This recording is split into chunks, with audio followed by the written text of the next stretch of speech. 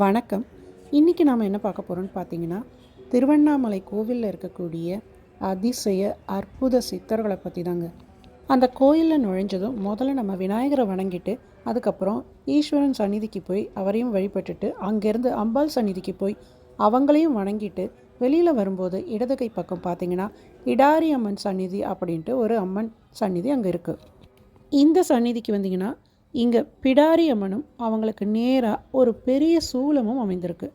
அதற்கு பின்னாடி பார்த்தீங்கன்னா ஒரு பெரிய வில்வ மரம் இருக்குது. இந்த வில்வ மரத்துக்கிட்ட ஈஸ்வரனும் இருக்கார். இப்போ நாம் பார்க்க போகிறது இந்த வில்வ மரத்தை பற்றி தாங்க.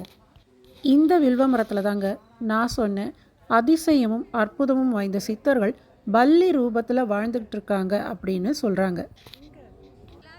இங்கே ஒரு சித்தர் தெரிகிறாரு பாருங்கள்.